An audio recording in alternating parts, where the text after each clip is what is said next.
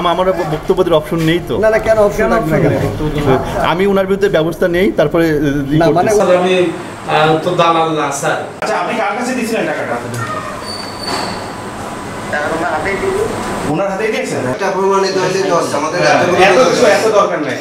দিবেন সেই ব্যবস্থায় করা হবে এবং আমি আমার আপনাদের এই ফাইন্ডিংসগুলো আমি আমার ডিরেক্টর স্যারকে জানাবো যে স্যার আসলে ব্যাপার তো এরকম। আমি তো দালাল না স্যার, আমি দালাল না, বিআরটি কোনো কাজই আমি করি না, আমার বয়সে বিআরটি। তাহলে এই তথ্যগুলো এই টিমকে কেন দিলেন? ওই যে আমার পাশে আরো ওই মুহুররা থাকে, তারা করে বিআরটির কাজ। তাহলে আপনি এই তথ্য কেমনে জানেন, কেমনে দিলেন? এই যে মানে আপনি এই তথ্য কেমনে দিলেন? যারা বিআরটির কাজ করে সিন্ডিকেটের ব্যাপারটা কিন্তু এখানে উঠে আসবে। সিন্ডিকেটের ব্যাপারটা কিন্তু এখানে ওনাদের অনুসন্ধান করছে, ওনারা উঠে আসবে। সিন্ডিকেটের ব্যাপার উঠে আসলে তাদের বিরুদ্ধে যে ব্যবস্থা নেওয়া হবে, বা আমার এখানে যে তদন্ত আসে বা কোথাও থেকে যদি কোনো কিছু আসে, সব কিছুই আমি ব্যবস্থা নেব। আমার কোনো সংশ্লিষ্ট যদি কোনো স্পেসিফিক প্রমাণ থাকে, তাহলে আপনার যে আমাদের বিভাগীয় ডিরেক্টর, তার বাড়ি হচ্ছে গিয়ে আপনাদের এলাকায়, তার কাছে অভিযোগ দেন, তদন্ত করে আমার বিরুদ্ধে ব্যবস্থা নেই।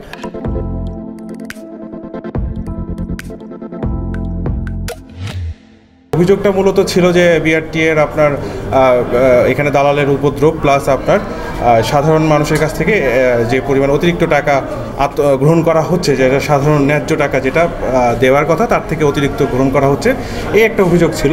এর প্রেক্ষিতে আমরা বাইরে কিছুক্ষণ আপনার ঘোরাঘুরি করি, তারপরে জানার চেষ্টা করি যে আসলে কী অবস্থা। আমরা রেকি না করলে তো জানতে পারবো না।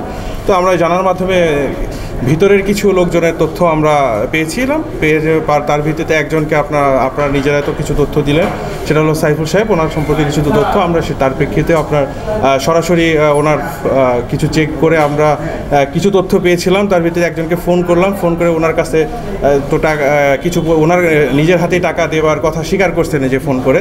তো এর ভিত্তিতে আমরা আরও কিছু অভিযোগ ছিল যে এডি সাহেবের বা আরও যারা ছিলেন তাদের সম্পর্কিত অভিযোগ ছিল। অভিযোগ যেটা ছিল যে এখানে একটা ডকুমেন্টস পুড়িয়ে দেওয়ার বিষয়ও ছিল কিছু।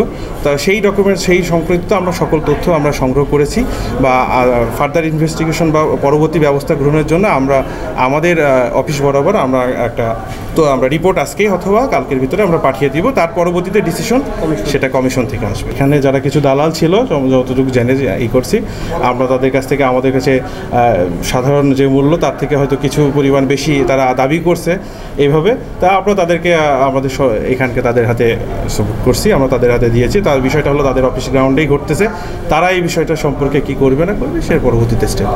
এবং আমাদের তরফ থেকে অফিসিয়াল যে কোনো আপনার যে ফাইন্ডিংসগুলো পেলাম, এর ভিত্তিতে আমরা রিপোর্ট পাঠাবো। এর পরবর্তী স্টেপ আপনার কমিশন থেকে যখন যেটা করবে সেটা সিদ্ধান্ত আসবে, সেইভাবে আমরা করব।